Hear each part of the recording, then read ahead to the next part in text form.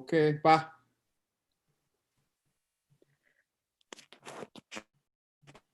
Sashi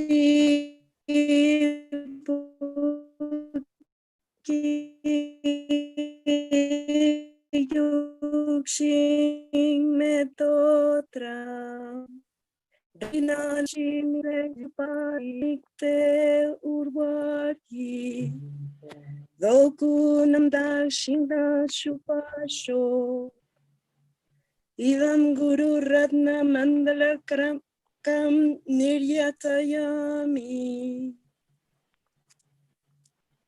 Sangye. Again? Yes. Sangye. I'm sorry. It's okay. Kapsu. Because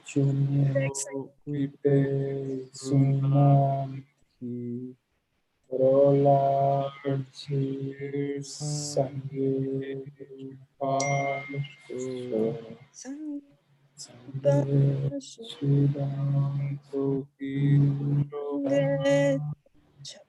Chulang Soki Chulamla Yang Chu Bardu Dagni Chamsu Daki Jin Shok Jin Ki Drula Penshi Shanke Drupa Sho. One more time. So Shanku Bardu Daki Kapsu Daki Chinso Ki Pitsunam Ki Cholar Pinchir Sangye Chupar Sho. Yay! Muy bien, gracias.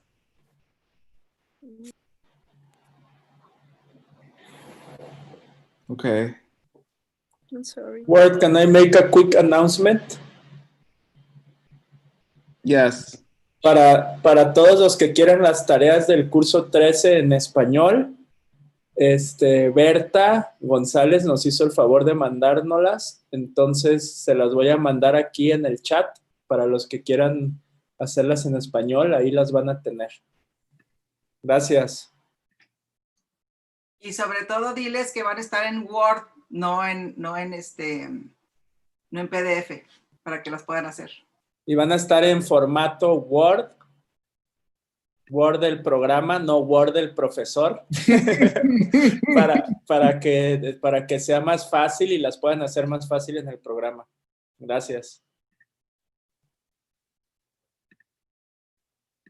Okay.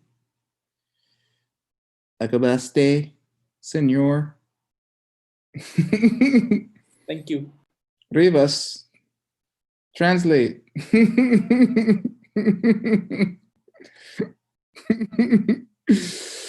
Okay. Class 7. Oh yeah, we gotta do this quiz. You ready? Of course you're not. Too bad. It's not my problem anymore. I did my quiz. This karma thing's working out. Thanks, Buddha.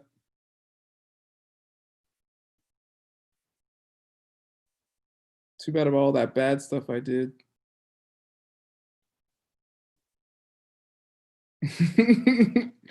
Okay, here we go. Okay, starting the quiz. If you don't want to do it, close your eyes and go in the other room or something. Here we go.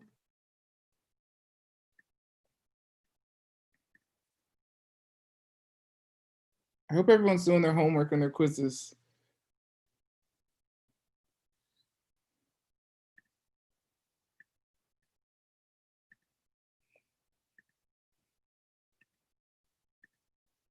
Hope Ying Hui is doing all her quizzes.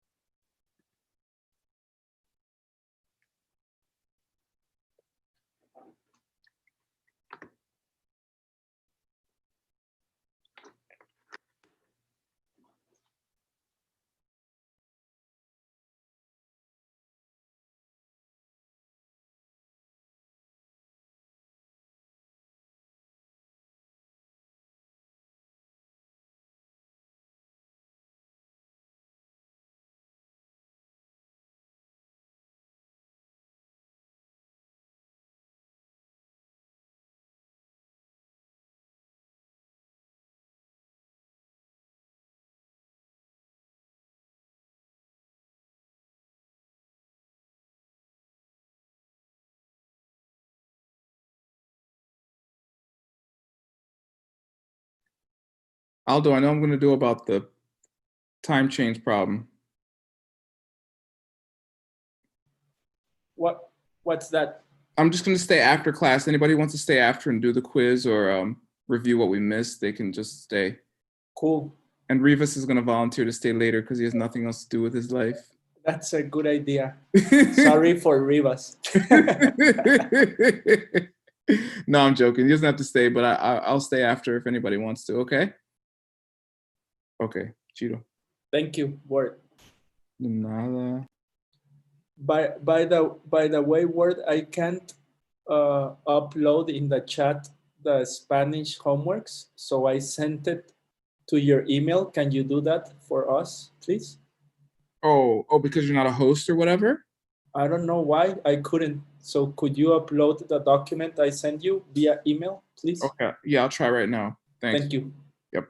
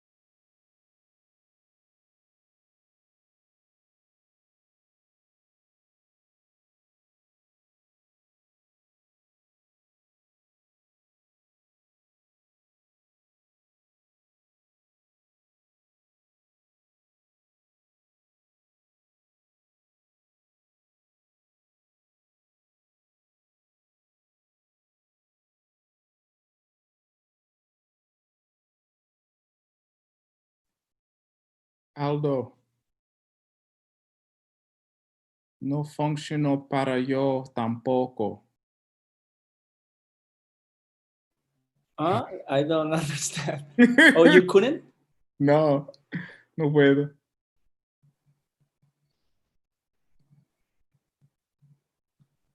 Tienes que enviar por mail. Okay. So I'll ask later who wants it so they can write their email and I'll send it to them. Okay, gracias. Thank you. De nada. Thank you. Ujú.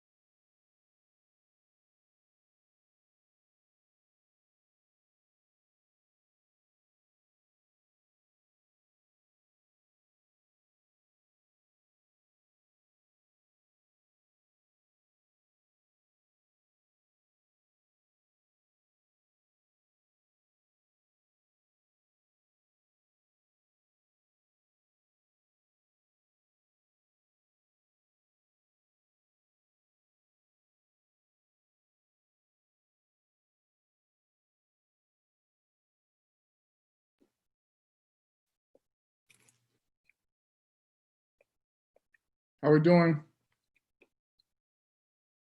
Done? Almost there.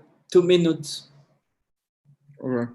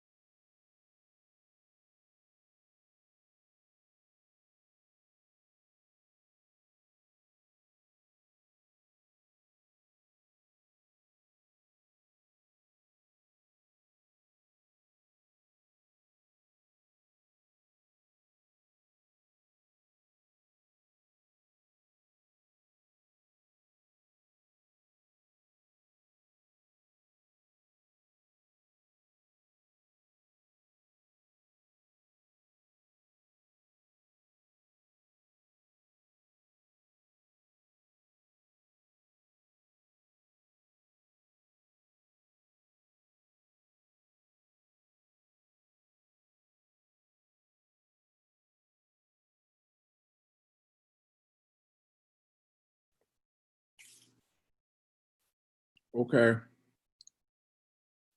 Done?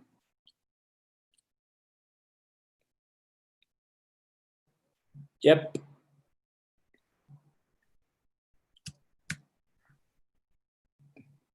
Todas personas. What do you say? They are finished. Ellos. No, they are finished. Ellos ya terminaron. Ya terminaron. Ya terminaron.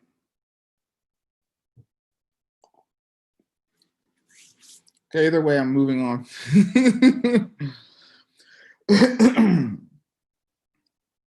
Okay, we're starting class. Yay. Word, I'm going to make the quick announcement about the email, okay? Okay. Para todos los que no pude subir el curso que me mandó Berta, las tareas del curso 13 en el documento Word de español, No, no lo puedo subir aquí al chat, no sé por qué, ya lo intentó Word y tampoco pudo. Entonces, si pueden, los que quieran ese documento de las tareas del curso 13 traducidas en español en un archivo de Word, me pueden poner su correo aquí en el chat y yo se los mando, por favor. Muchas gracias a todos. Thank you, Word. Gracias. De nada. Don't thank me, thank Word. Microsoft Word. And Berta for doing it. Oh, yeah, that too. Gracias, Berta. Okay. Todas las Bertas. Okay. Okay, welcome to class 7. Woohoo! That means we're 7/10 done the course. So if you're still here, thank you. I've done more homework in the last 2 weeks than I've done. Aldo, I haven't done the one homework assignment since I left, since we did the course 12 together. When was that? That was like 2 years ago. Yeah. I think I only did the homework in the teacher trainings. But, oh yeah, I did that yeah. actually. I forgot about that. Anyway, homework's not my thing, but the karma's changing. So today, Sí, me están traduciendo. we're going to talk about contradiction and relationships. How and when things contradict each other and how and when they relate.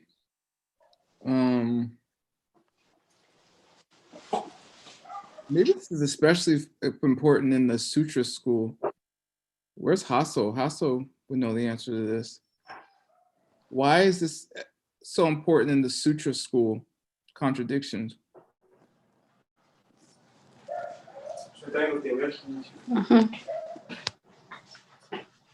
Mute your microphone.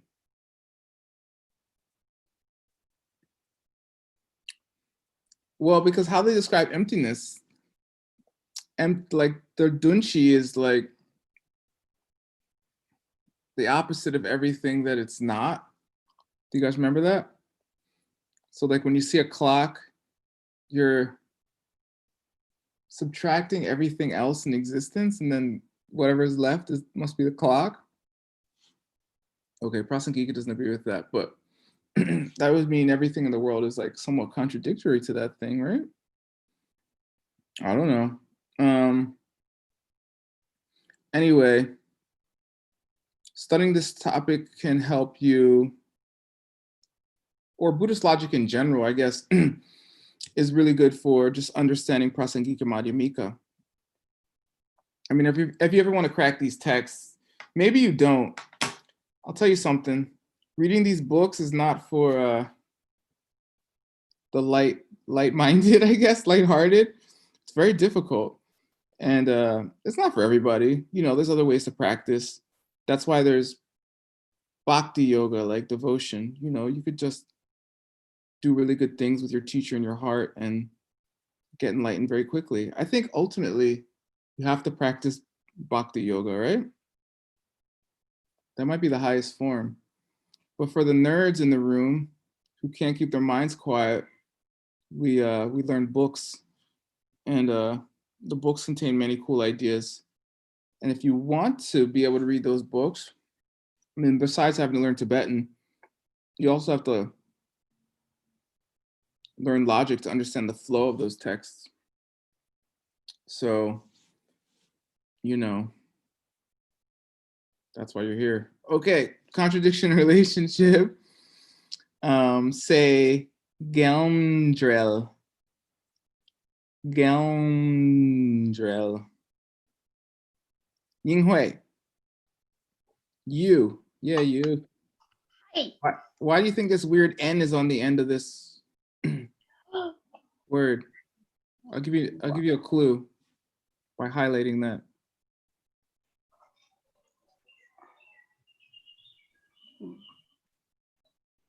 Tibetan students. Sorry. Where do weird ends come from in between words? The suffix letter. No. Okay. I'm taking out the dictionary. If you don't like me taking out this dictionary, you have to get mad at Yinghui. It's not my fault, okay? I have to teach you properly. Here we go. Yinghui is going to read something for us perfectly because I spent my whole summer teaching her Tibetan. I could have been outside. Did I go outside? No. What did I do? I wouldn't have went outside anyway. I'm joking. Okay. Here's a lot of words. You don't need to see all that. Gendrel.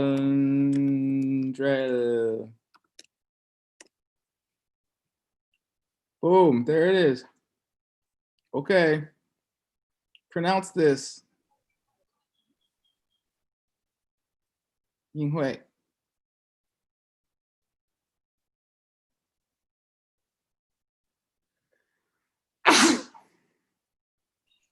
Come on, it's not a trick. Yinghui. Hi, I think my internet connection is unstable. Oh, that's convenient. So 麻烦你请说中文。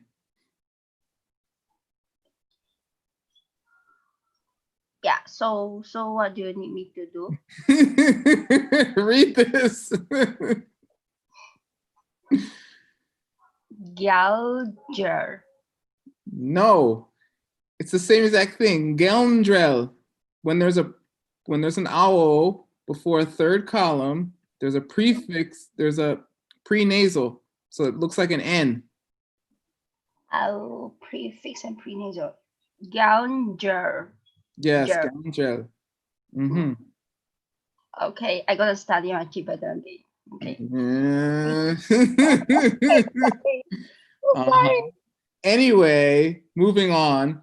It's important because indrel means to connect to things. But this word, another word, look at this word. Okay, you're gonna get another chance at this, Yinghui, okay? Let me see. Okay, here we go. Read this one, Yinghui.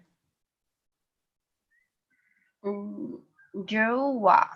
Yay! Woo! Perfect. Thank you, perfect teacher. Not that perfect. Okay, I'm half perfect apparently. Drelwa. Drelwa means to separate. So this almost the same exact pronunciation means the exact opposite. So if you don't say indrel, it means the exact opposite. So you have to pronounce it right. So when you see that little apostrophe before the letter, it means, before the third column, it means add an N sound, okay? So it's gelndrel, okay? Okay. All right. Okay, look, here's the example. I'm gonna keep talking Tibetan. I don't care if you like it or not. Mitunpe, something that isn't the same.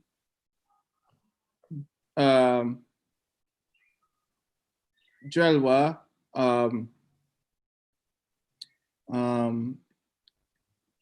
something that isn't the same and is connected, like chu dang me tabu. What's that mean?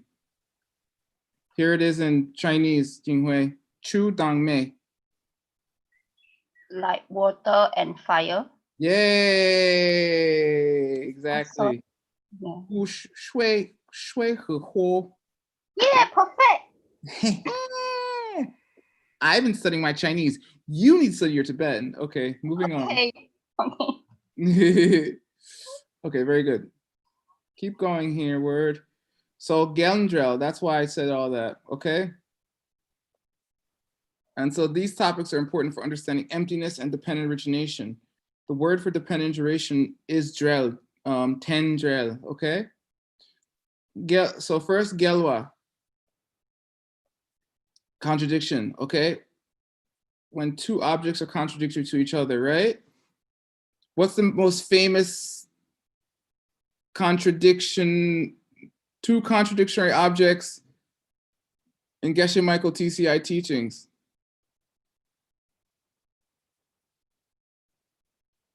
There's two of them, and they're opposites.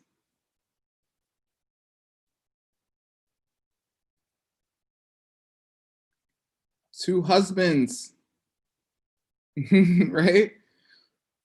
One which exists and one which could never exist, will never exist, has never existed, right? But you think the one that doesn't exist exists and the one that does exist doesn't exist. Understand? Completely contradictory.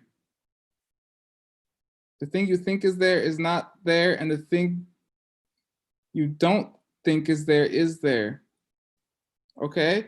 A self-existent husband and one that doesn't exist from his own side cannot exist together at the same time, right?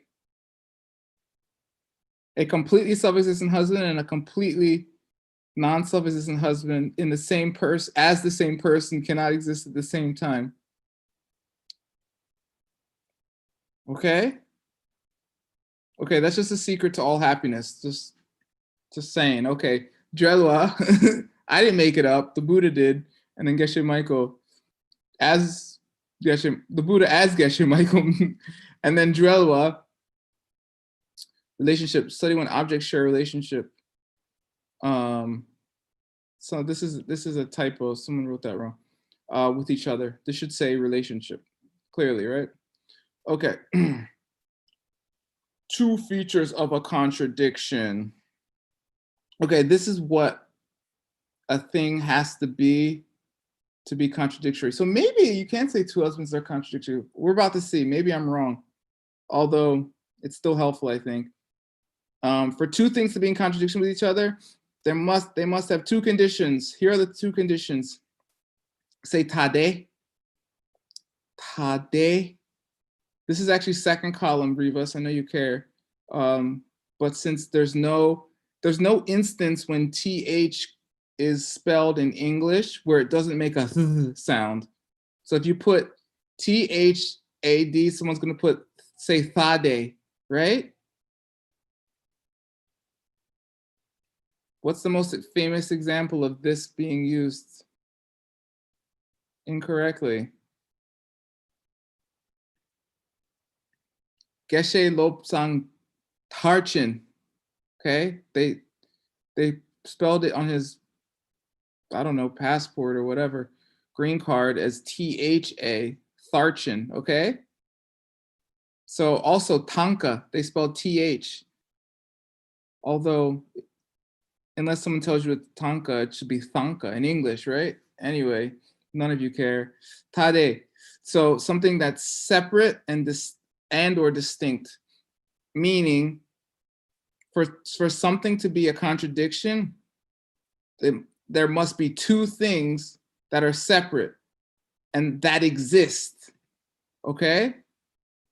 That's very important to say. So I guess, I don't know if we can say the two husbands are contradictory because the one doesn't even exist. But it does exist as a figment in your mind, which is the thing that drives you crazy. So maybe we can say it exists like that. Okay. You can debate about it, right? Okay, neither thing can be non-existent, clearly, because you can't discuss a contradiction between one thing that exists and another thing that doesn't exist, because there's only one thing there. Am I talking too fast, three of us? Okay, he got it. And then Shitun Mepa. This is very famous in logic books. Shitun is very famous, and it's translated in very difficult ways. It just means one thing which is both A and B. Right? There's a shitun for Mexican and man in Aldo or Rivas, right? Or Hasso if he comes to class. But He probably thinks it's starting in 2 minutes, right? So shitun, so shitun mepa, me means no in Tibetan, okay? So no one thing can be both things at the same time. So like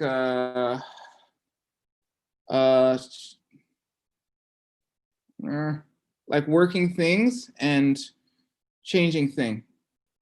Okay, those are two distinct things, or at least words referring, they're two distinct words, but they refer to the same exact group of things.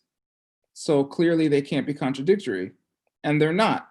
They're the exact opposite of contradictory. They're shitun. Or maybe they can't even be shitun because they're just one, but they're the same thing, right? Okay, that's like how I said, what's the difference between Hasso and Hassan?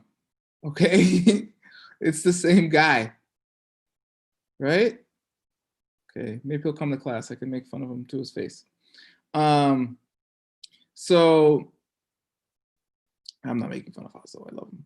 So the meaning of contradiction between two objects is that both objects must be distinct from each other, and there's no other thing which can be both objects at the same time.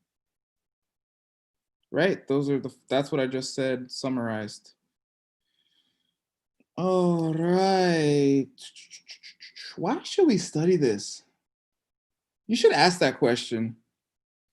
I remember everyone asked that in every math class pretty much from pretty much like third grade on. Everyone was like, why are will we ever use this? Did they do that in Mexico too? Do kids say that?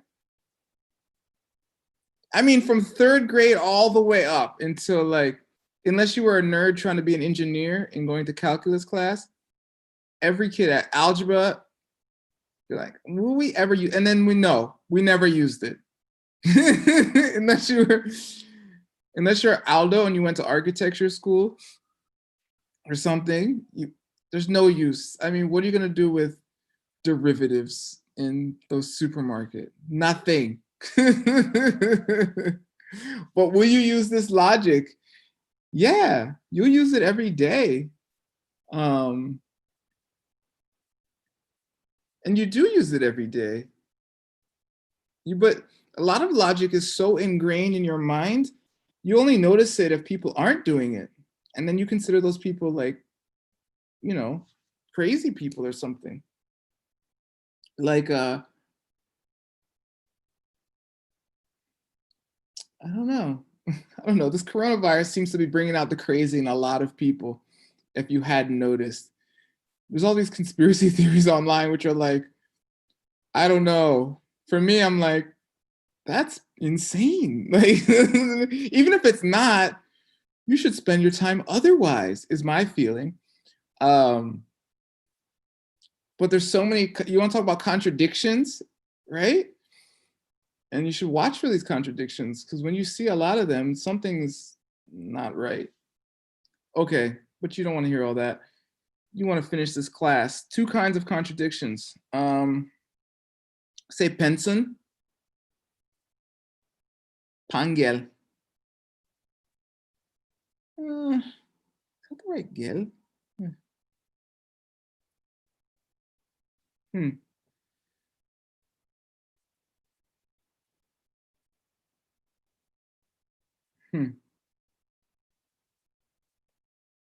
Okay, this is a contradiction. So penson means mutually.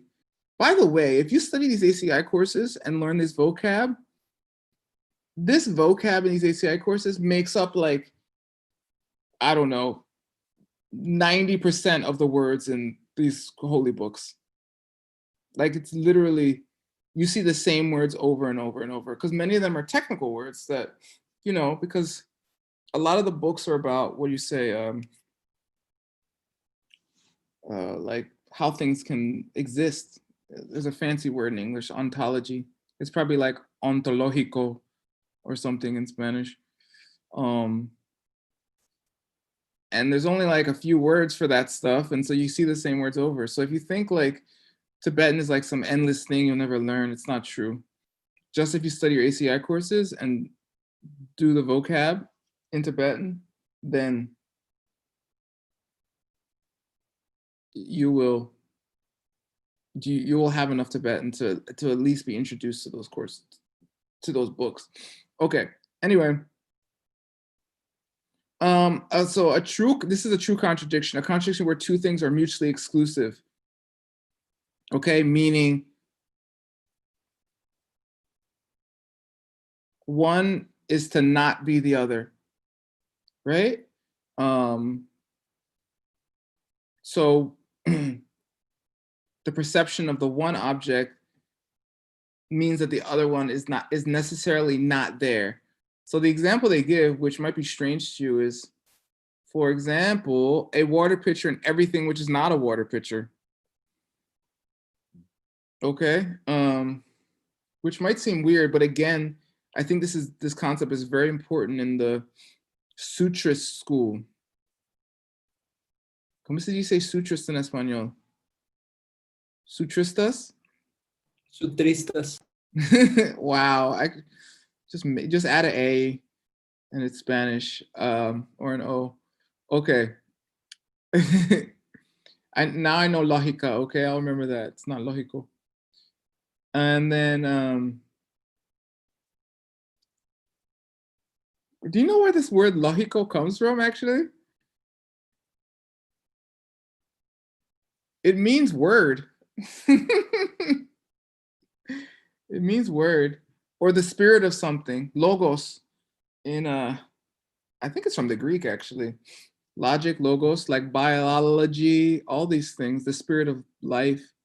You don't care about that. Okay, anyway, so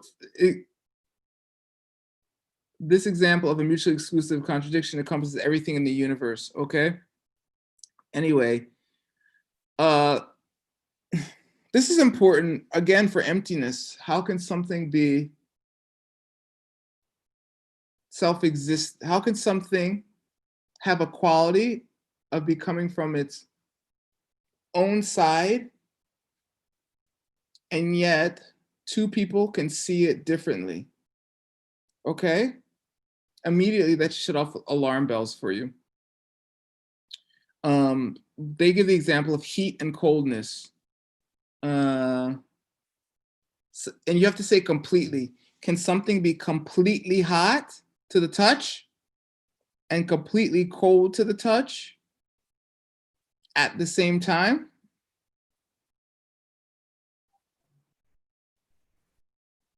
I don't know. I don't think so. But then you have to think about, I guess this is course 13. If you did course 6, is that where we do Chunbap? Where the hungry ghost, the deva, and a person are all looking at a glass of water? Is that course 6? Isn't it 3? I mean 5, karma? Yeah, I think it's 5. Yeah, you are right. Karma works. Thank you, Kelly McGee, and thank you, Aldo. Yeah, you're right. Yes, because based on that, those 3 beings are seeing something completely contradictory at the same time, correct? Yeah, so it's very important to discuss this in terms of emptiness and dependent origination. Because I think I mentioned this in class. I first learned about this when I learned about car accidents when I was a kid. And you hear about car accidents, and then I learned over and over again, people would say, oh yeah, when people see car accidents, they always see something completely different. Everyone will say a completely different story. And I was like, wait, what? How's everyone seeing the same exact thing completely different? And if you think about it a little bit, it's just like, wait, when do people ever see anything the same, actually?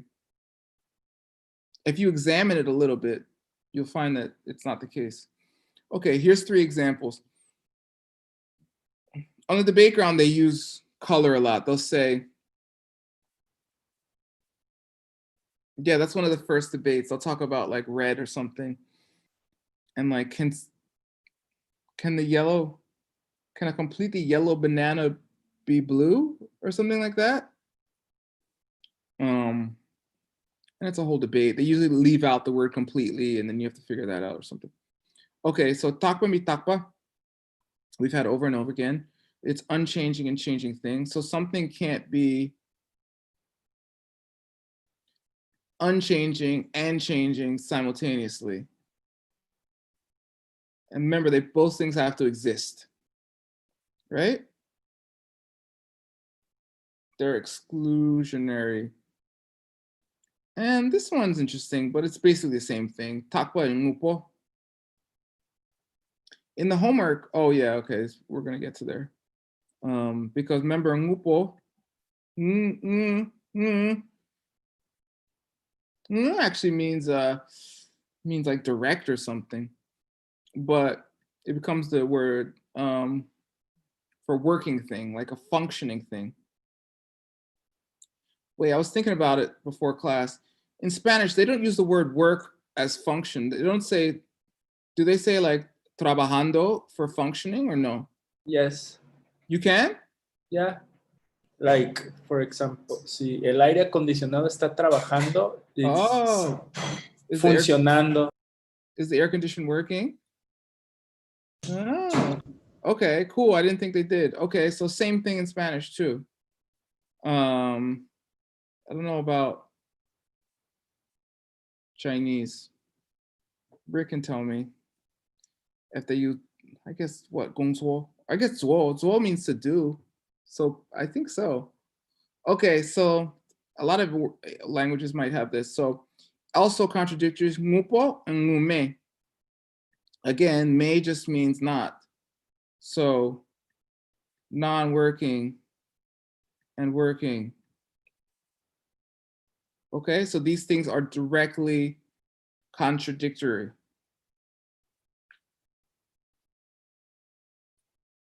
Got it?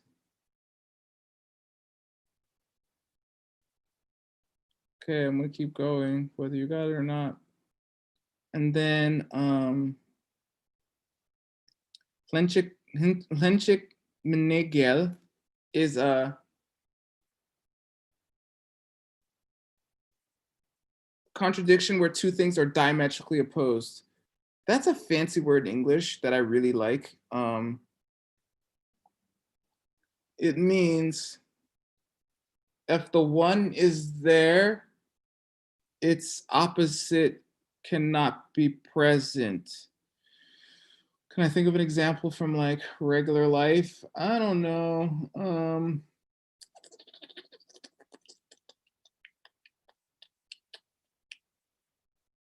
Let me give this example that Geshe gives in class.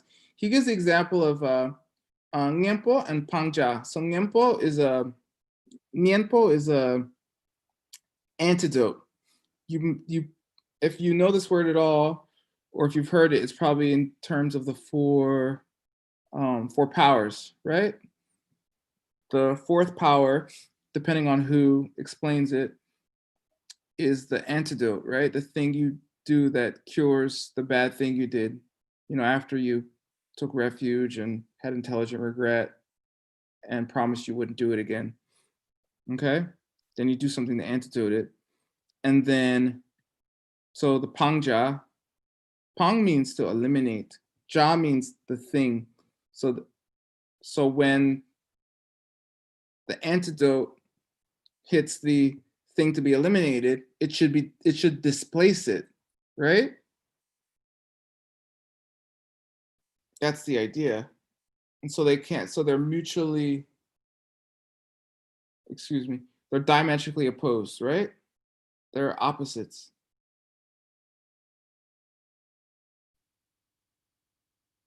So, okay, so the really, really, really, really useful example of this, which I must admit, I'm not saying all the time, but sometimes at least, I can think of this more than I used to be able to. And you can notice it's about emptiness. Some of us have been studying a long time. How long you been studying, Aldo? How long you been studying with Geshe-la? Going on 10 years, right, Aldo? Yeah, around 10 years. Yeah, me too. Let me And see. each day I know less. Obviously, we know that about you. Obvio. No, he's trying to be humble. He knows a lot of stuff. Yeah, I mean, if you really dig in, you realize how little you know. That's true. But also you have to praise yourself a little. You have to be like, well, your life's pretty cool, right? And so you did something right. So sometimes I do think about emptiness. You know, you'd be shocked. Doesn't seem like that, right? But once in a while, you know, right now I live with my mom. It's the best. You want to prove how prasangika you are? And she does something, it's annoying. And sometimes I'm like, wait a second. I do that. I'm annoying all the time. I annoyed Aldo a lot when I lived with him. I know I did. So it's coming from me is the idea. But those kind of thoughts, the thoughts of it's empty and it's coming from me, is a direct antidote to a mental affliction. And you can't have the same at the same time. They're diametrically opposed.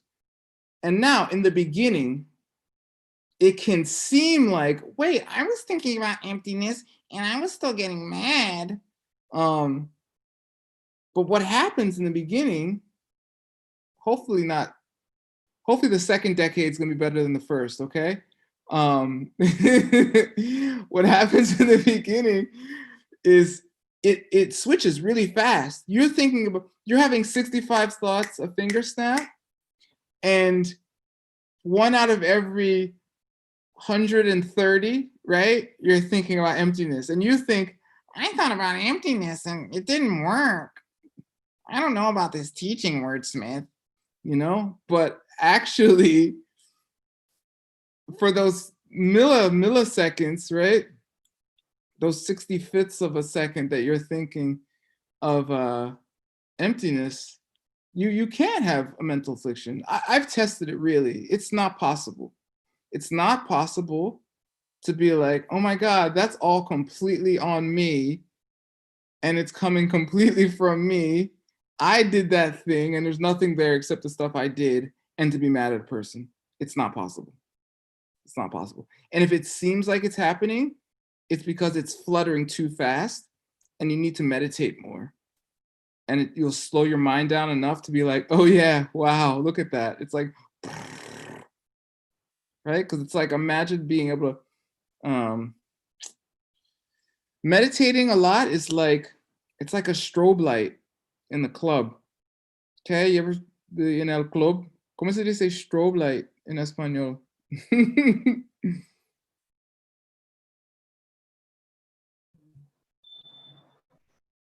Strobe light. Strobe, you know, the light when it's blinking. Como de Rivas is getting. Where's Pau? She knows all about el club. Como las luces en un antro o en una discoteca, así que parpadean. Okay, whatever he just said. So it's like if you meditate fast, it pauses. You can see things quicker in your mind. It like slows the action down. Like when you're in the zone, when you're like playing football or something, and you can see things much. It seems like things are happening slower than they usually do. And that's why you have to meditate, to catch yourself. Okay? Because if you don't do that, then you'll never get out of this kind of life, because you'll always be doing the same exact habits. Okay? That's why you have to combine meditation with these classes. Oh yeah, by the way, you have to do all the meditations for these classes. I did my meditations a long time ago. I like meditating. I don't like doing homework. So don't think you're just gonna do the homework. You gotta do all the meditations at the end of each homework, okay? At least 2. My ACI teacher said, come on, do 2. But 3 is better. The point of the homework is to learn it, but this pedagogical system has 3 parts. Say tu, sam, gom. Say it. Tu means listening. Sandom. Yeah, good. Tu means listening to the sound of my bad jokes for a month to get it done. Sam means after class you get a ride home with Aldo and you start arguing with him about contradictions or something. Or, you know, if you're in New York and things are open, go to the 3 Jewels and have a little debate with a mask on, okay? And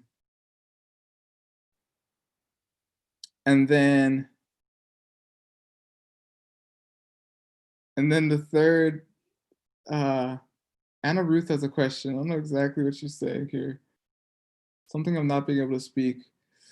And then the third one is gom. You have to meditate on it. Oh, she can't speak at all. Oh, I see. Thank you. Ooh, there's more people. Oh yeah, all these people came. They're like, class started without us. Okay, I'm letting you all in class. I wanted to wait, but Aldo said just to start without you, okay? I'm sorry. You can blame him. So gom means to meditate, because if you don't meditate, you won't really go deep. And you want to go deep. Okay, Rivas, you're going to explain to everybody why we're starting at the time we did. Go ahead, Spanish.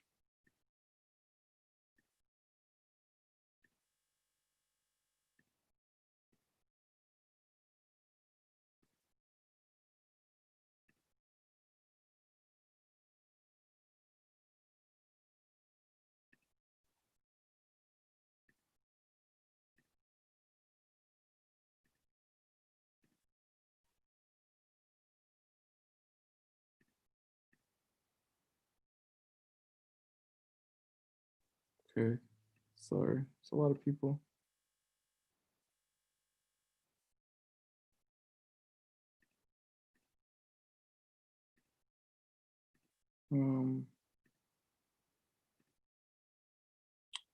Yeah, sorry about the time change, everybody. I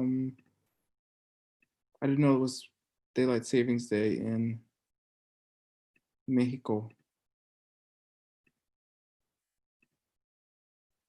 Okay. You're all in. Bienvenidos. Okay, so so yeah, you cannot think about emptiness, and you should try it some days in the morning, because I used to work in a retail job, which is like, it's like some kind of, what do you say, inferno.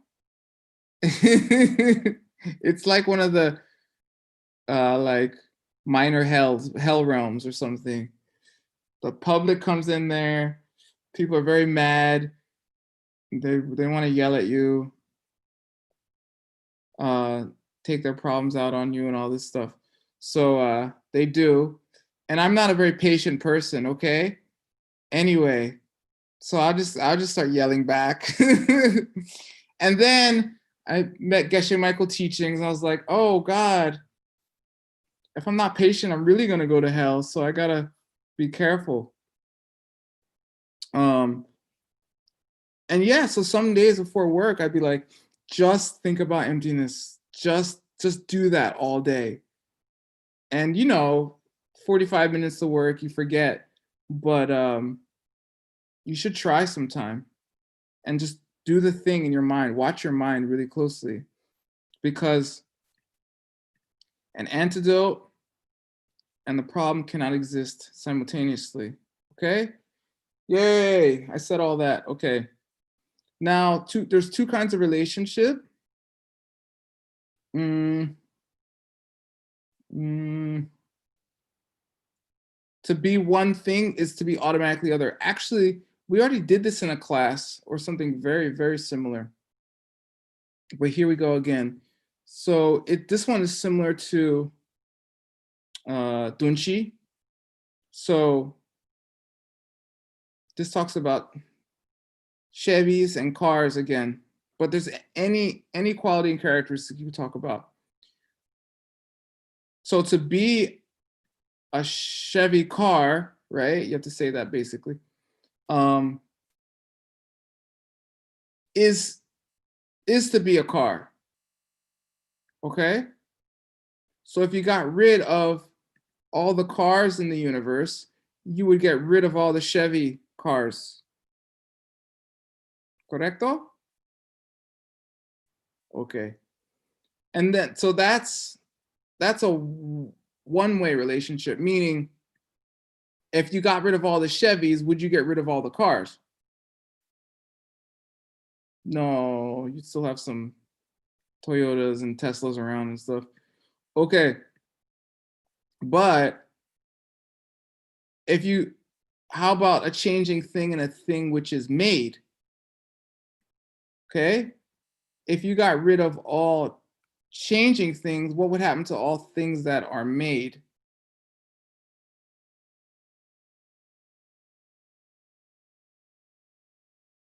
And I guess you might have to make a distinction because in English and in Spanish too, right? Like when we say made, we just think of someone putting something together, right? Like hecho en Mexico, no? Right? Like someone put my shirt together in some factory and that means made, but that's not exactly what made means here. It means something that is, I don't know. In English, no, not English. In Spanish, right? Hacer means to do and to make, right? Which gets confusing for Spanish speakers sometimes. You hear like beginning English speakers whose primary language is Spanish, they'll mix those up because in Spanish they're the same thing. In other languages too. But the idea is something that's basically happening, something that's doing something. I don't know. It's not exactly made.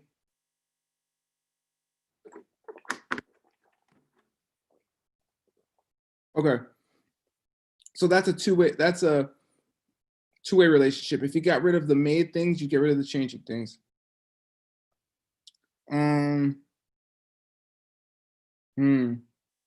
Okay, this is hard. Here we go. Yupa mitakpa tangel. Apparently it's very hard in Tibet. It's a little hard. So yupa literally means existing thing.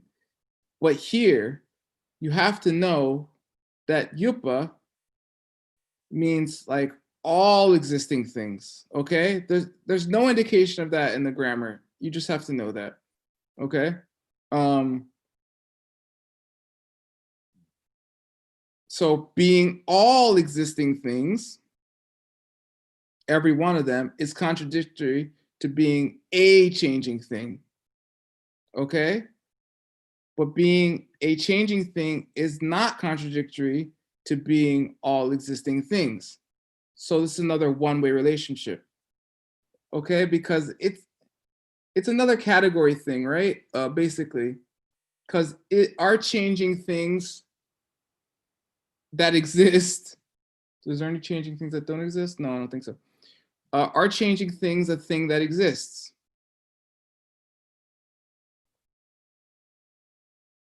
Are changing things that exist a thing that exists?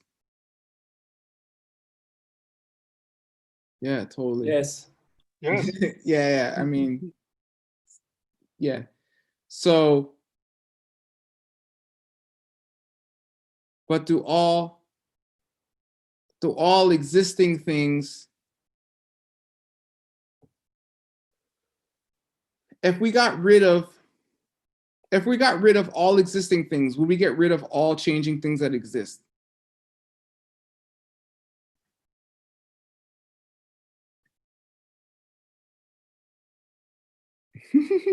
Yeah. Yes. Okay. But if we got rid of all changing things that exist, would we get rid of all things that exist? No, because there's unchanging things. Yes, exactly. So therefore, it's a one-way relationship. Okay? Got it? You don't care. Okay. Just do the quiz, okay? Your homework. Okay. This we already just said. Do we have to say it again? I don't know. Oh yeah, for all the people who came in late, I'm sorry. I'm gonna stay over time because I didn't know it was Mexican daylight savings time. Who comes up with this stuff anyway? Why can't these countries just coordinate, okay? Time zones, daylight saving times. It's a mess. All right. Should I skip this? No, I'll go over it again. Okay. Pumpa and pumpa tokpa. Tokpa means opposite, right? Or reverse. Water pitcher and the reverse of all that is not a water pitcher. Okay, if you ever want to read these texts, you should read the homework. Not right now. Finish the course first, okay? Then do the readings. The readings are quite difficult and they're long. And Geshe Michael specifically says in the course, don't try to read them all now. It's too much. Okay, you're supposed to read them over years. And I know some people have been reading those things for years, like Professor Ben Kramer, okay? He knows them like the back of his hand. And it's pretty incredible what he can do with them, okay? So it just takes time. So don't give up. After you finish the course, then you can start, okay? Start the reading. Okay, so water pitcher and reverse of all that is not a water pitcher is an example of one thing automatically being the other thing, okay? The reverse of all that is not a water pitcher. Whew, okay. So this is getting into the double negative thing, which I've been thinking about more this week because I've been teaching it. And this is what I've said a few times. I'll repeat it here again. According to the logic school, when you perceive the pen, you are perceiving the exclusion of all that the pen is not. But when you perceive the exclusion of all that the pen is not, you're perceiving the exclusion of all that is not the exclusion of all that the pen is not. I like the look on Victor's face. It's priceless. Okay, so let me explain it. So according to the logic school, which is also called the what school?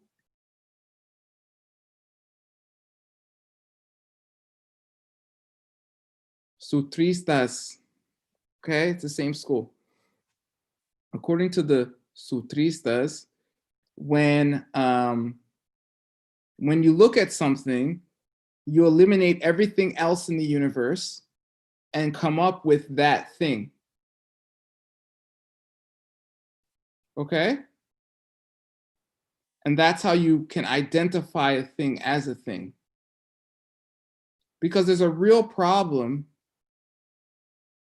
with identifying any object. If you think about it enough, how can you identify something as a thing? First of all, okay, I think I thought about it with language first.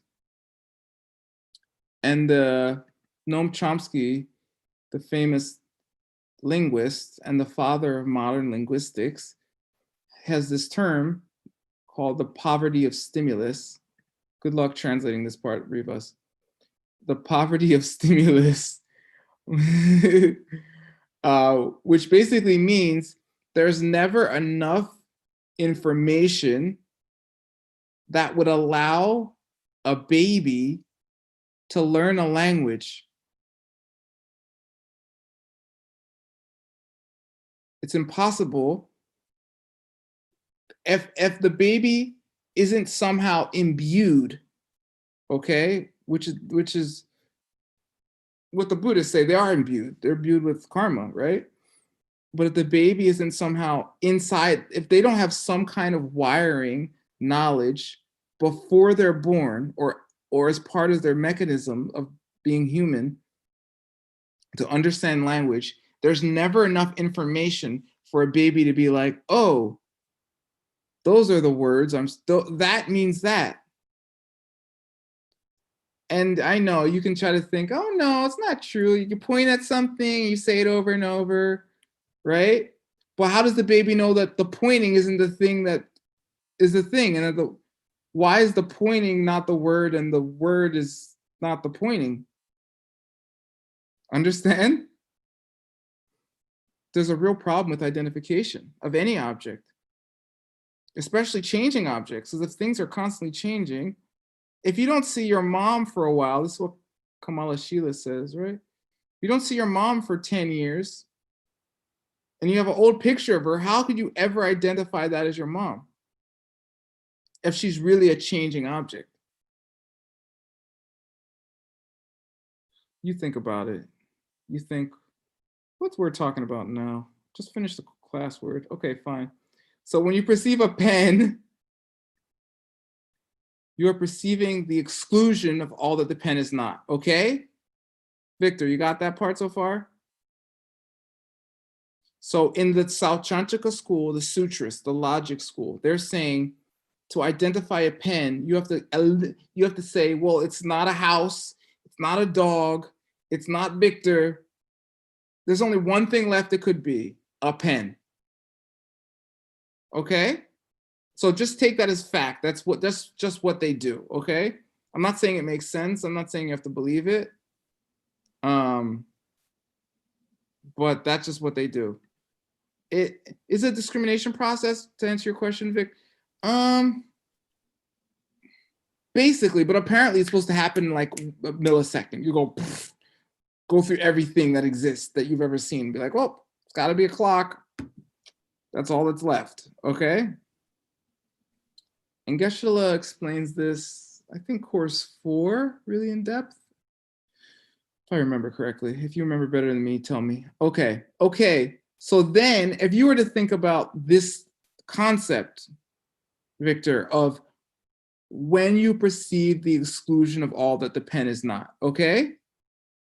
Which is the concept we're talking about. So if you're thinking, so think about everything that's not you in the world, Vic, okay? So when you do that, you are perceiving the exclusion of all that is not Vic, which is the exclusion of all that is not Vic, because things are being perceived by excluding everything else. So you have to exclude, when you exclude everything that's not Vic, you have to exclude everything that's not Vic. Woo, okay, I don't know. I understand it, I think. Think about it, okay? So that's how the sutras do it. The Prasangikas say, no, a little image just comes out of your mind and labels things as being a pen. So they don't agree. Okay. So the other relationship is a cause and effect relationship, which we did go over. I think it's class 3 in this course. Yeah, what's cause and effect? I think it's class 3. Okay. Meaning the thing and the thing where it came from. And that whole debate, which we went over a little bit, I think me and Powell tried to debate it. How can we say there's a relationship between a seed and a tree? Or maybe it was me and you, Aldo. Did we debate that? Yeah. Yep. Oh wait, hold on. Can I remember what? Let me see.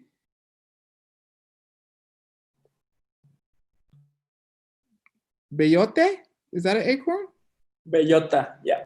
Oh, that was close. Woo, okay, I did pretty good. Beyote y robles, right? Oak trees? Okay, yeah. So how could you say one exists in relation to the other when the one thing is gone by the time the other exists, right? How can you say semillas de sandía y sandías have a relationship? I mean, not the ones in the sandía, okay? The one where the sandía came from, the watermelon. How could you say they have a relationship if by the time you're eating the watermelon, the seed which made the watermelon is gone, right? When I was a kid, Geshe Michael always talks about sandias, right? With seeds.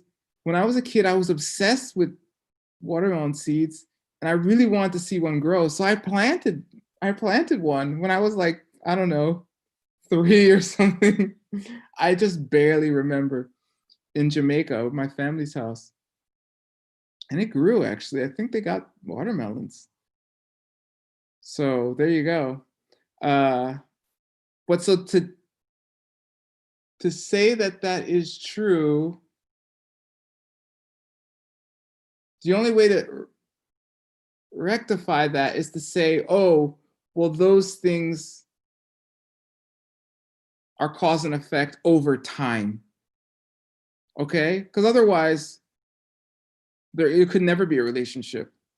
Which in effect, there's really not. I think Arya Nagarjuna would be like, there's not a relationship. But you can debate Arya Nagarjuna. Good luck. Okay.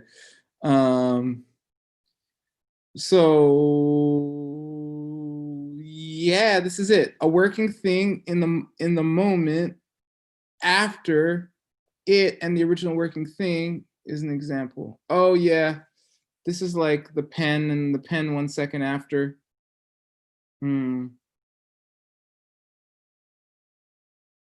So we did this already. Geshe must think it's important because we're reviewing it.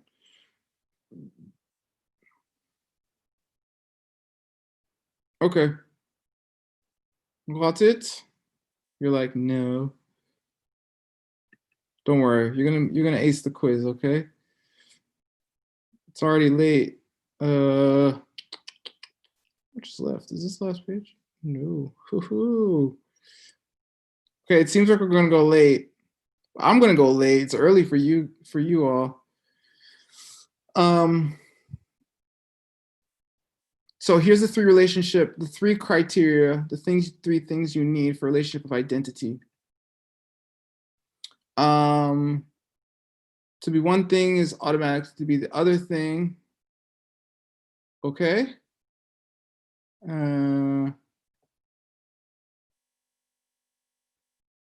Like cars and Chevys. To be a Chevy is automatically be a Chevy car, right? The two must be separate things conceptually, like Chevys and cars. If one thing ceased to exist, the other thing would have to cease to exist also, right? If cars stopped existing, Chevys would. So that's a one-way relationship of identity. Okay, that's actually a review. Hopefully you got it.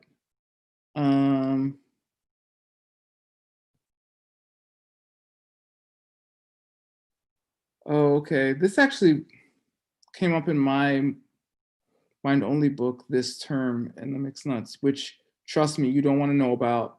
I won't even open that. I won't go there, okay? It scares even me, all right? Here's the correct way to prove an absence. Because some things that are absent are hidden, and some things are absent and can be seen. And that poses a problem, right? It's kind of like, I guess, the direct perception of emptiness, right? To some degree, you have to believe Arya Nagarjuna, Arya Sangha, you know, Master Chandrakirti, you know, Jason Kappa, all these famous Buddhist philosophers, you have to believe them that it's possible to see emptiness directly, right? Because you can't see it yourself, right?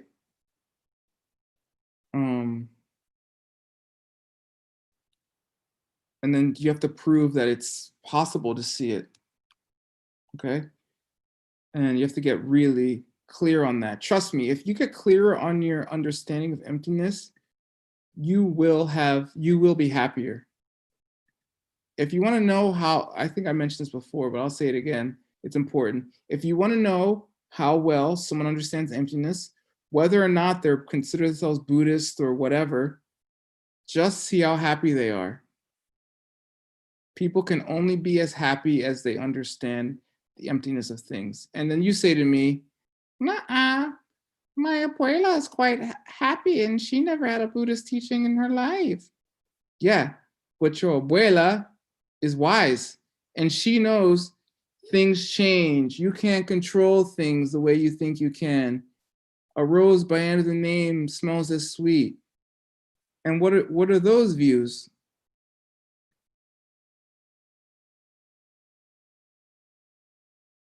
Those are the first 3 Buddhist schools, okay? So that's their views of emptiness, which might not be the ultimate view. Yeah, abuela might not be like, see, Sassy, coming from you, right? Maybe she doesn't do the pen thing for you, or maybe she does, who knows? But if you have those views that are of emptiness that aren't prasangika, you can still get quite a long way. Okay, so anyway, check it out. And then people's views during the day fluctuate. When you're getting super angry, your view of emptiness is plummeting, okay? When you realize that you could have any job you wanted and be as happy as you wanted, your view of emptiness is increasing, for instance. Or you could have the husband of your dreams, or make the one you do have now wash the dishes. Okay, all right. Okay, a correct reason to prove the absence of something. This is extremely important. Why?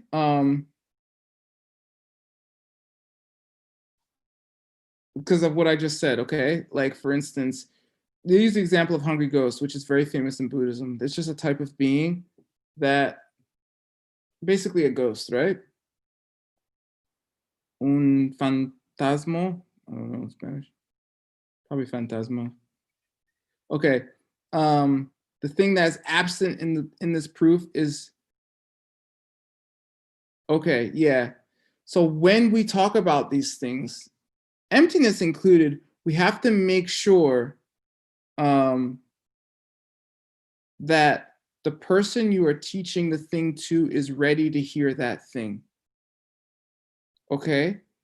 And maybe, you know, if you have enough Buddhist teachings, you just start believing your teacher, like I discussed in a previous class. You know, pretty much whatever Geshe Michael says is true to me. But that's not going to work with your, you know, hermana agnostica, okay? She doesn't believe in anything. She's going to get mad at you if you talk about anything religious. You start talking about hungry ghosts, she's going to be like, what? No existe, okay? And then she won't listen to anything else you say because she'll think you're just crazy. So be careful with that. And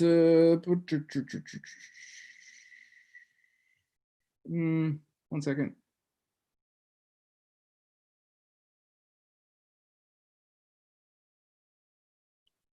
Oh yeah. A lot of this just has to do with understanding, again, that you don't ever know what's in someone's mind, okay? Okay, so I grew up in the Philadelphia area, and then when I went to college, I went in Philly proper, like in the city. And Philly is renowned for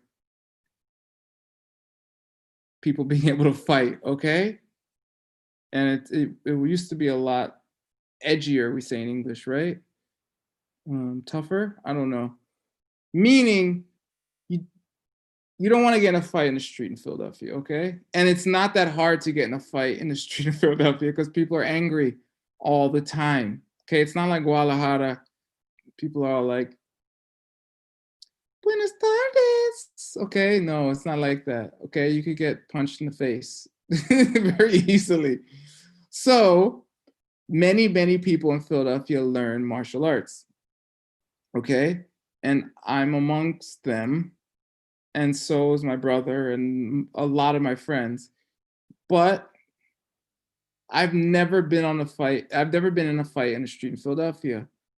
Why? Because early on, you realize, yeah, you think you know some martial arts, but what does that guy know that I'm about to fight? Or does he have a gun or a knife? Or how many of his friends are about to show up? Okay? Meaning, it's the same thing with what's in people's minds. You don't know, people can look quite normal, and they could be a kung fu master and poke you in the eye, and you have a real problem. Okay? Even if you don't die, the cops are coming. Okay, it's hard to run from the cops if you got no eye, okay? Same thing with what's in people's minds. Okay, I've met some very powerful yogis, and they look like Aldo. Okay? Aldo's not gonna show you his superpowers. He's gonna act like he's a regular guy. Okay? And then you're gonna say something really rude to him, which I have, and you're gonna have a lot of bad karma. Okay, I'm sorry, Aldo, I didn't mean it. I mean, I meant it, but I don't want the bad karma. But really, you got to be careful, okay? I mean, if you never met Geshe Michael and you just saw this person on the street, would you be like, oh, this person knows all of Buddhism? He's, okay. And I don't know if you've hung out with Geshe Michael. Hang out with him for a day. You'll be like, okay, this is not normal. There's nothing normal about this individual at all. Okay, and he will never say anything about any of his abilities. Okay, he jokes around.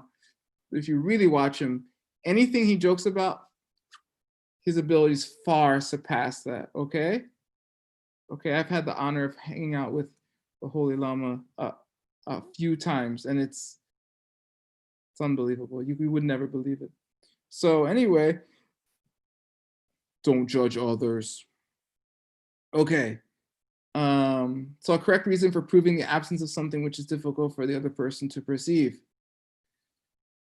That's what we're talking about. And then a correct reason to prove the absence of something which the other person can perceive.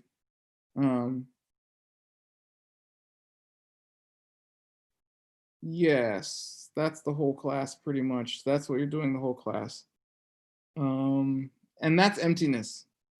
Because actually emptiness is not that hard to prove. I mean, I would say most people, if you explain the pen thing to them clearly, they're like, yeah, that makes sense. Chew toy, dog, pen, human. Okay, whatever. I mean, right? I mean, some people fight you, but it's rare. But that's what you want, okay? That's something they can perceive easily. Okay, if you start talking about Buddhas and Aryas and Arhats, stuff like that, they're gonna think you're loco. Don't you know I'm loco? Okay, class is supposed to be done in a few minutes. It's not gonna be because we started late to give everyone a chance to come. So sorry for the wacky time thing. I already apologized for that. You know why. So debating topics.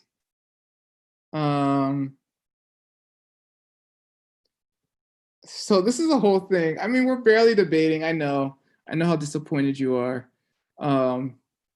It's kind of difficult through Zoom. Maybe I'm just lazy too. So when you debate, we went over the basics, right? So the basics are, wait, somebody else tell me the basics. What's the first part of syllogismo? Anybody? The first part. Subject. Yay, okay, Arul and Aldo, no. Okay, what's the second part? Anyone besides those two? Afirmación. Traducir para yo. She said an affirmation or like an assertion.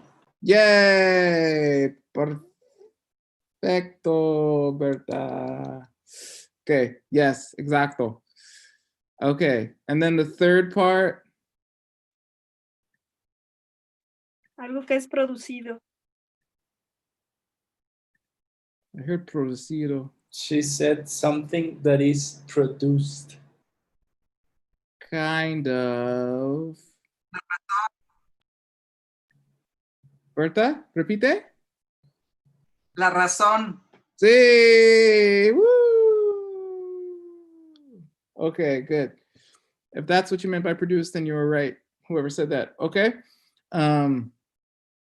Okay, good. All right, let's keep reviewing here because you got to have at least the basics down. There's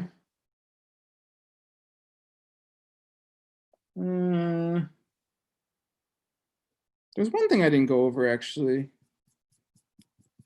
Should I go over it now? Yeah, why not? If I say, take sound, you know, jachichin, take sound, mitakte, it's a changing thing, chebiechir, because it's made, right? And you agree with that, because it's true, right?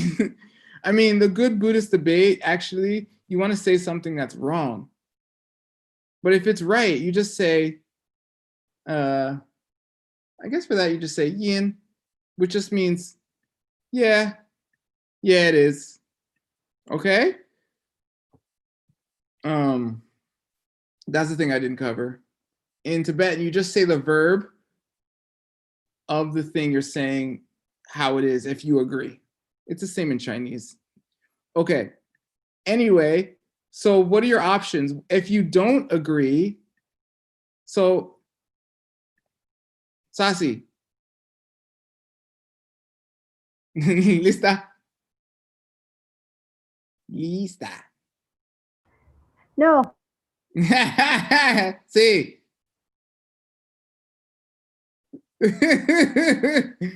Okay, I can call it someone else. The best way to learn debate is to be bullied, okay? Okay, I'll pick on your husband. Victor. The whole family. Come on, family. No, it'll be very easy, Victor. Don't worry. We're just reviewing, okay, Vic? Okay, cool. I know you got a long day. You're always working, okay? Kind of. Every time I see Victor, he's either working or exercising in Sedona. Sasi, don't worry. He's very good there. He never leaves the office. He's just working. He only goes to the gym. And he's working there too on the machine. Okay, cool. Okay, so if you don't agree, so I'll say something wrong, Vic, and you can tell me in English first, and then we'll review the Tibetan, okay? Okay, take sound. It's a changing thing because the sky is blue. No, I don't think so. Okay, which part don't you agree with? the subject, the assertion, or the reason? Consider sound is correct. Okay. It's a changing thing. Yes, it's correct. Okay. And the assertion, the third part is assertion. The third part's the reason. The reason is not correct. Okay, good. Okay, so the way you say the reason is not correct in Tibetan is you say, okay, now Vic, you're gonna learn some Tibetan, okay? I know you always wanted to. Say tak, tak. Tak madrup. Tak madrup. You gotta say like tak madrup. Tak madrup. Yeah, tak. Tak means, I'm gonna wake up my neighbors, it's late too. Tak means reason, and then ma means not, and drup means doesn't prove, doesn't prove. Madrup means doesn't prove. Okay? Okay. Okay, good. Okay, now here we go. So that's one option. And then the debate ensues from there. So now I'll do the other one. So take sound.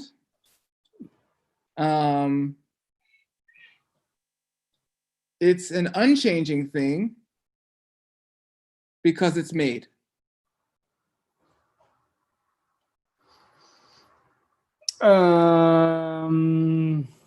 Same thing, tak madrup. No, this is the problem we had the other day with Hero. Uh-huh. No, because do 1 and 3 connect? Is sound a made thing? Yes. Okay, so you can't say tak madrup. Okay, cool. The reason, even though the reason does not prove 2, it's not because the reason is not connected to 1. Say again, please.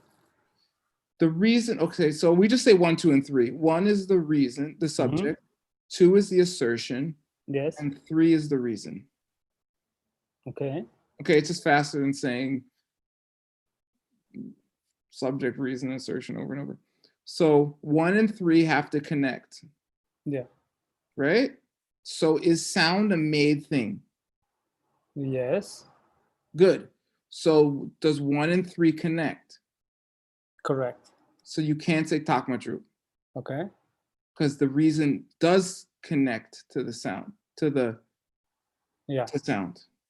Even though the reason does not prove that, what did I say? Take sound. Oh, it's unchanging, right? Right. Okay. So this is what happened with Hero the other night. Aldo, you gotta go tell him, okay? What, Hero only comes to class when there's a party? Seems like it. The Tapatillos were having a party that night. I saw them dancing later. Okay, good. At least someone's dancing. I'm studying away here. Okay, so for that one, what would you say, Vic? Take sound. I don't know. You would say no to what though? No what?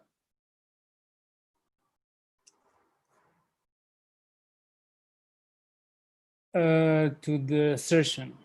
Yeah, so exactly. So you just say no to the assertion. Perfect. So in Tibetan, that's say kyapa Kyapa. majung. Kyapa majung. Kyapa majung. Kyapa majung. Yeah, I think they just say kyapa. They just, everything gets shortened. It's like Mexico City slang or something. You know, you just end up saying like New York slang. You're like, wah, it's like, it's not even words anymore, you know? Okay. So that happens on the debate ground. So yeah, so those are your basic options. You can say, 1 and 3 don't work, or 2 and 3 don't work. Right? Right. Okay, yay, we reviewed. Woo. Okay, so anyway, so those are all the basic responses. So here are some other responses in a debate, okay? And then we'll be done, class, and then you can ask me questions and we can review the beginning of class if for those who came late due to the time difference. So, so apparently, so the whole point of this debate thing really, because I like to debate, but like Tibetan debating seem crazy. They're like yelling at you and like hitting their hands, and it's all loud, and the rosaries are flying, and I was always like, I don't want to do that. I'll get mad. I'll just end up going all Philly and like poking somebody in the eye or something, and they'll drag me out of the monastery. And nobody wants that. So I just avoided the whole thing, really. Even when we went to Sarah, I didn't go to debate ground. I barely went. I was like, okay. So anyway, it's not really like that. It's kind of like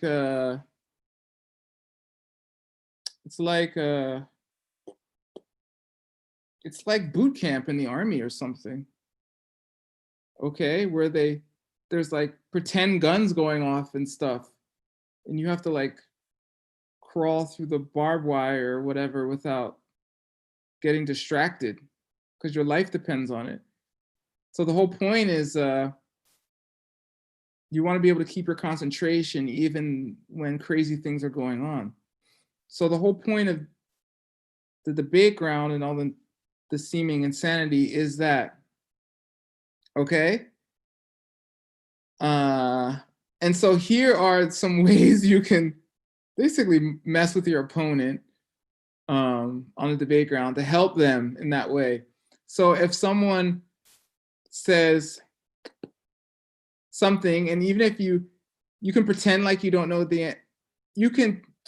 if you don't know the answer, you can pretend like you didn't hear what they had to say, and you say, that's this one. And that's the impolite way, but this is more polite, okay? You say la, and this is the same la in Geshe-la.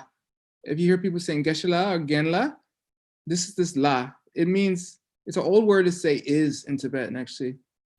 And if you want to say okay in Tibetan, you say la so. It's the same la, okay? But it just means what? It means, what did you say? It means, huh? It's like if I used to party a lot, and when I was like 16, which I'm not even supposed to be out past like 10 o'clock, but I'd stumble in at like 1 in the morning, and my mom would be like, what were you doing? I'd be like, huh? What? I didn't hear you. What did you say? I knew what she said, but I had to start coming up with my story, right? My lie. I should have came up with it before I came in the door, right? So that's like that. You're trying to figure out what to say, and you just say, huh? And when you do want to know what they have to say, because if I say, so Victor, you ready? Take sound. It's a changing thing.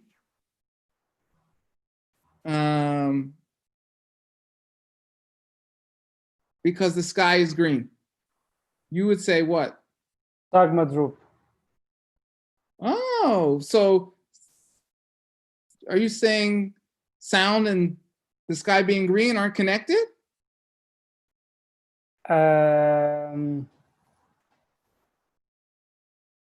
Yes. Yeah, say duh. The. Yeah, that's what I said. What are you gonna do about it? And I say, sure. Okay, tell me what sound is, and then you have to present the correct answer. Okay. Okay. Okay, that's shok. I think it's the same exact shok at the end of the prayer, right?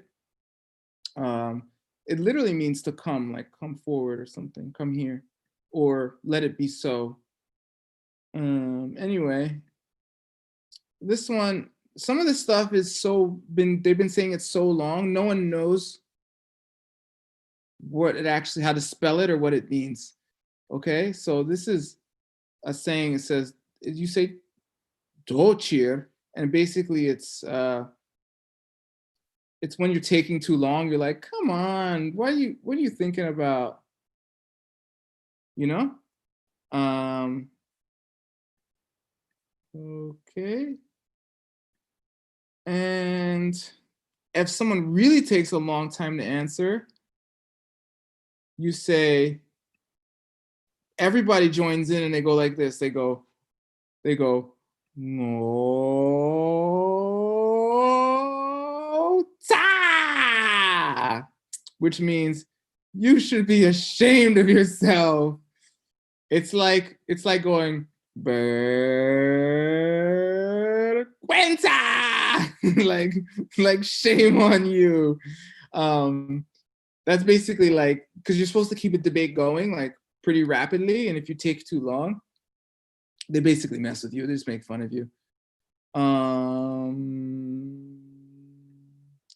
This says cabalong. I don't know. I think it should be cabalok. Okay, I'll try a cabalok on you, Victor. You ready? Yep. Okay, so kaba is the same as kaba majong, right? Okay, so the kaba is the relationship between 3 and 2 or 2 and 3, okay? Okay. Okay, so if I say take sound, it's a changing thing because it's made, then to me say kabalok. Kabbalah. Kabalok. Lok. Kabbalah. Yeah. So I would say, oh, if sound is not made, then it is not a changing thing. Okay? If not 3, then not 2. Right?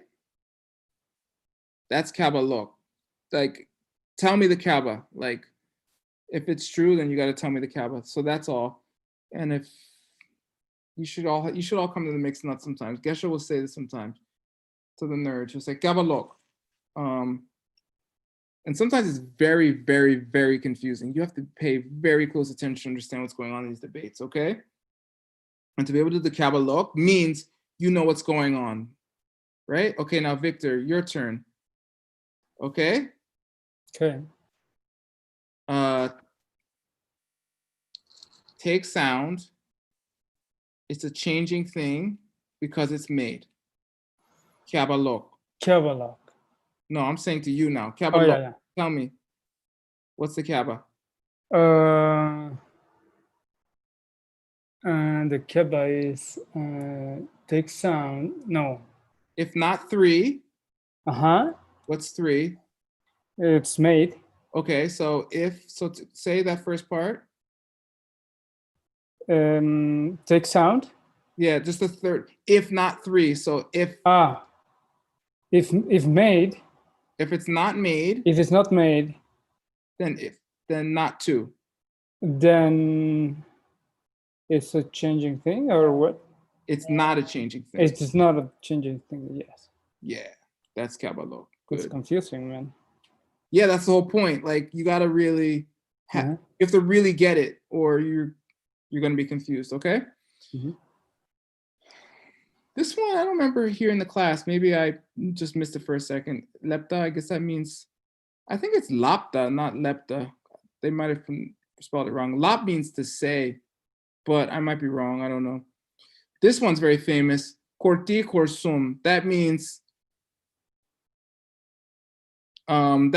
circular reasoning. Like you're just saying what you said over and over again to prove it. Like, take Trump. I love him because he's Trump. Right? That'd be like, what? Trump is Trump isn't a reason. That's just saying Trump is Trump, right? Okay. Or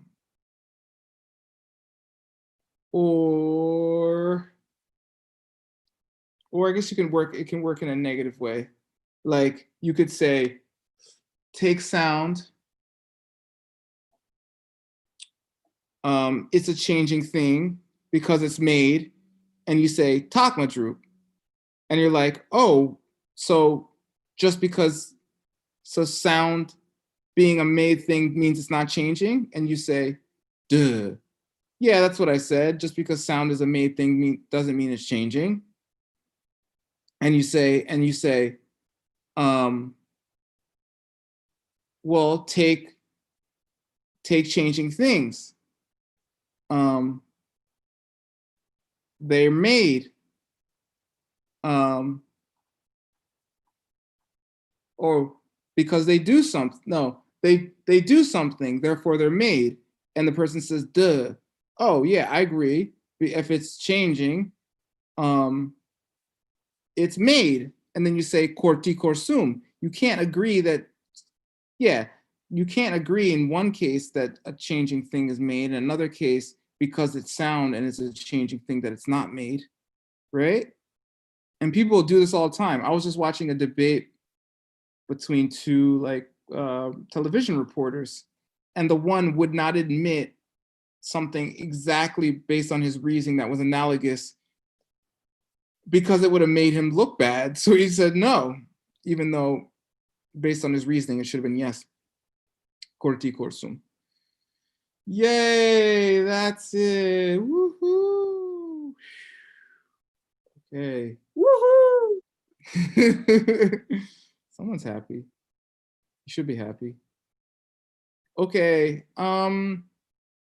So I did start class early on accident. What do people want me to do? I was usually would just do the homework. Does anybody need me to do anything else? Do I need to review anything from the beginning of class? You can always watch the video, I guess, too. Wait.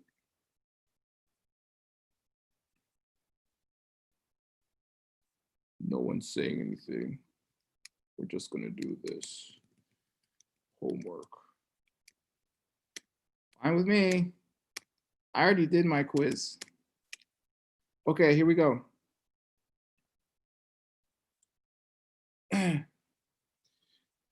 Answer key, class 7. State 2 conditions that are required for 2 things to be in contradiction with each other. Okay, it's really simple. They have to be separate and no one thing which can be both of them. Okay?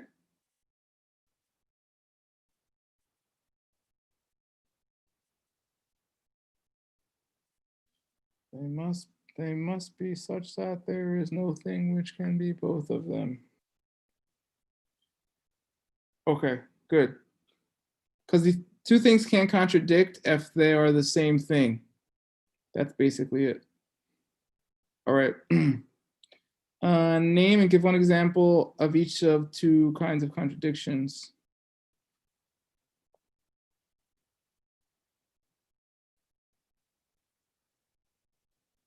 So we went over this in the beginning of class, but here we go again. So a working thing and a thing that which does no work.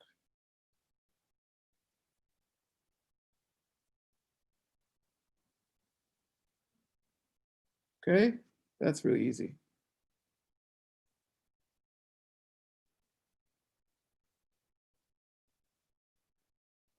And then things that are diametrically opposed, like an antidote and the thing that's eliminated by that antidote. Okay.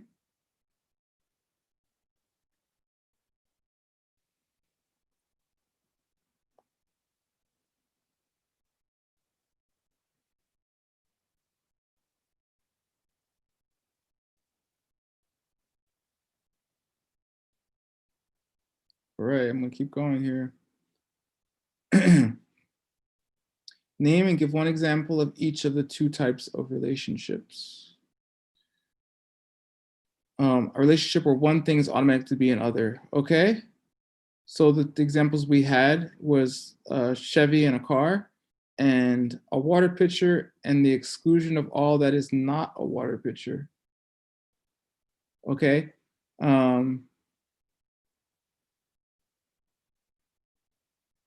Yeah. This is a if all the cars disappeared, all the Chevys would disappear. But if all the Chevys disappear, all the cars wouldn't disappear. Okay, that's a one way. But if all the water pitchers disappeared, the exclusion of all that is not a water pitchers would also disappear. Okay, so that's a two-way relationship. We did that in the beginning of class. Hopefully you were here. Okay, I'm gonna keep going.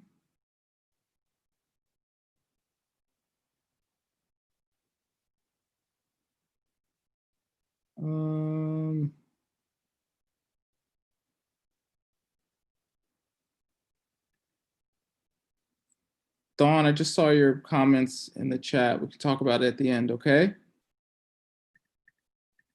Okay, and now,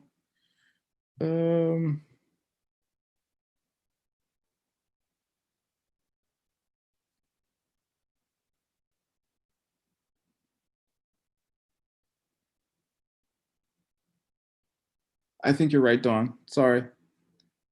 We'll go over it. Okay. Thinking about it. Okay. A relationship where one thing came from another. Yeah, we were talking about like the pen and the pen in the moment after. Okay. So it's basically the cause one.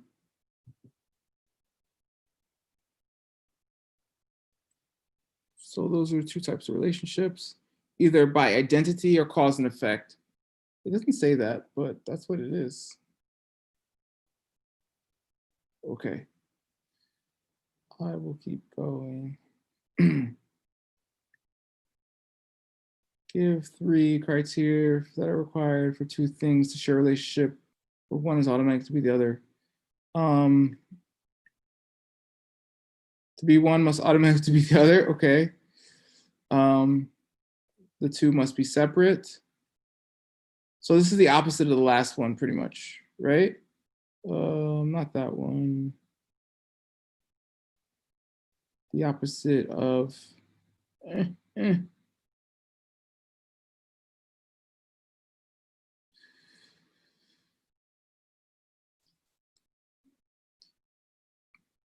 What is that, the opposite of? Excuse me. Yeah, excuse me. Yeah, that's the opposite of a basic contradiction. Thank you. Okay. For one to be automatically the other, they basically have to be the same thing in essence, but yet be separate things, right? Usually this is a separate term, like changing thing as opposed to working thing. One second. And if one ceased to exist, the other would have to cease to exist as well. If we got rid of all working things, then all changing things would be gone, right? And this is the easiest with cars and, excuse me, synonyms like cars and automobiles, right? Carros y autos, right? 2 different words, but mean the same exact thing. Like to mean carro means to be an auto, right? But yet those are 2 separate words. And if we got rid of all the carros, all the cars, we would get rid of all the autos también. Correcto? Okay. Imagine Geshe-la having to do all this in Tibetan. Oh my God. Okay. Name the 2 types of correct reasons used to prove the absence of something. Okay, those are correct reasons for the absence of something involving a thing which is imperceptible to the particular opponent, like hungry ghosts or what's in your llama's mind, okay? And correct reasons for the absence of something involving a thing which is perceptible to the particular opponent, like emptiness, like the pen thing. Okay. We went over all of this. We're just making sure you got the homework right. What is the ultimate application of such a reason? To prove to ourselves that just because we may not perceive a particular good quality in another person, it does not prove that they lack this good quality, right? From my side, it looks like Rivas has no good qualities, but really, I don't know if it's true, right, Rivas? See, the angels, they'll never admit it, okay? So you can't, even if they say, no, I'm not an angel, you can't believe them. No, I'm not a Buddha. What makes you say that? Okay? So that's why. Even if you make fun of Buddhas, in the back of your mind, you have to be like, well, I don't know. I don't know what they are. That's it. Okay, Dawn had a question she posed to me in the chat privately because she's a very respectful Singaporean. I'm gonna check right now though. Here we go.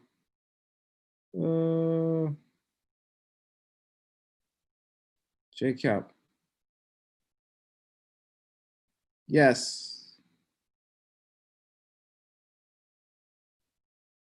Yes, Dawn, you're right. I messed up. Okay, so when I was arguing with Vic, debating with him, I should have said if 3, then 2, not if not 3, then 2 for the JCap. And then the DO cap, the opposite of that, is if not 2, then not 3. Sorry about that. Okay. 谢谢你, Dawn. 不客气。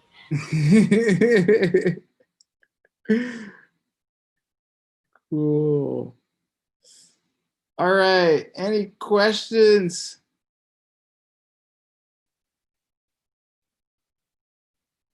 No questions. You've mastered logic. I got one word. Aldo. When you talked about the perceptible object, Yeah. and you said emptiness, Yeah. that's kind of tricky in the way that you're assuming he's perceiving the emptiness, or assuming he's perceiving the absence, like directly or indirectly, logically. Yeah.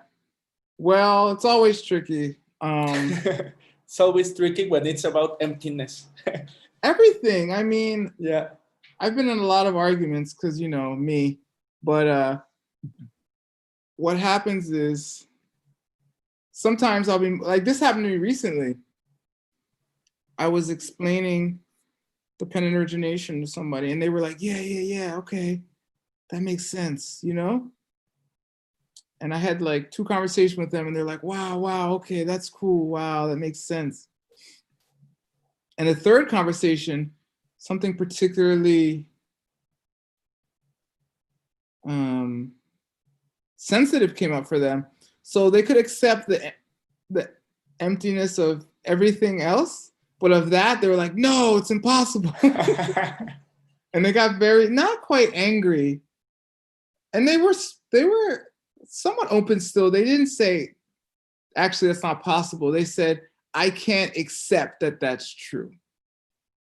So even though the logic was the same for that thing, they still said, no, I can't accept that that's what's happening. You know? So yeah, you're right. You never really know how someone's going to react, but I don't know. Maybe you don't have to talk about it. You can talk about the absence of bank accounts.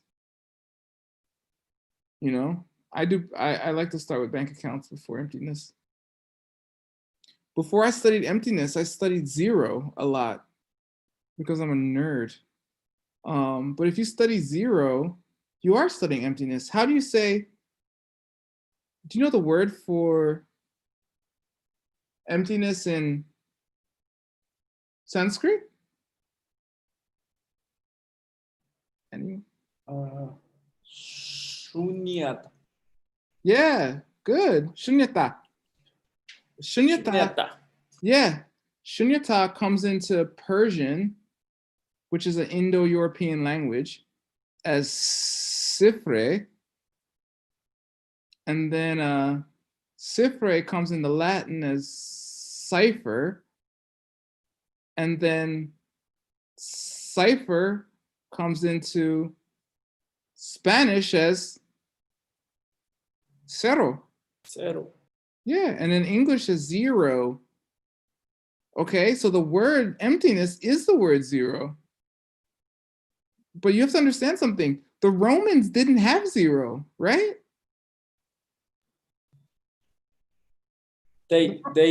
I've heard they say the Mayans invented zero. I don't know. No, the Indians had it. They had shunyata, they had zero. And the Indians taught it to the Persians. And then I believe the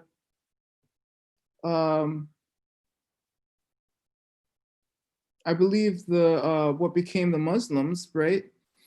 Because Persia was highly influenced and connected with, you know, Arab and Islamic culture, because that's what we use. You use in Mexico and in the United States and most parts of the world, we use Arabic numerals. The 1, the 2, the 3, those are all Arabic, right? And that became, and they introduced zero to Europe. You know, and because of zero, you can do everything. You can't really have much of a monetary system without zero. Okay? A lot of you can't have computers without zero, right? Binary. So anyway, shunyata, emptiness, zero, it's the same thing. You know, so if you don't want to talk about emptiness, talk about bank accounts. I don't know.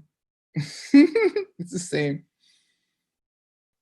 You can't have a fractionalized reserve system which makes money out of nothing and then divides it in 10 ways without zero. Okay? I don't know if you know about fiat currency, but our American dollar, which backs most of the world's currencies except for like Iran and North Korea or something, and I guess the ruble, I don't know, is based on nothing. It's not based on gold. That stopped in like 1973 or something. It all comes from zero. It all comes from emptiness. Anyway, think about it. I have, but I'm a nerd. Okay. Any other questions?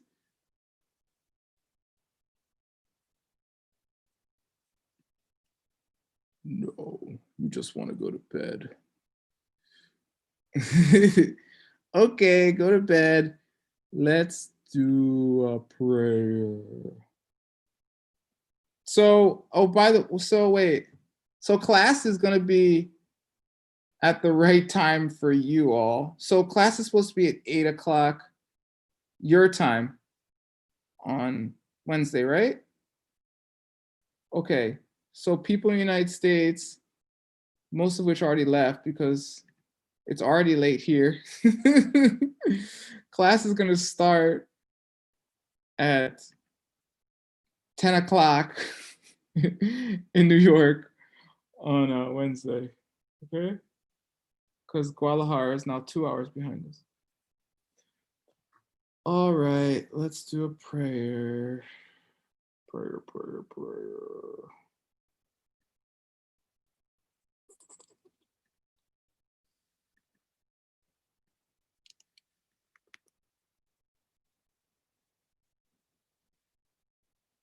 All right. Sasi.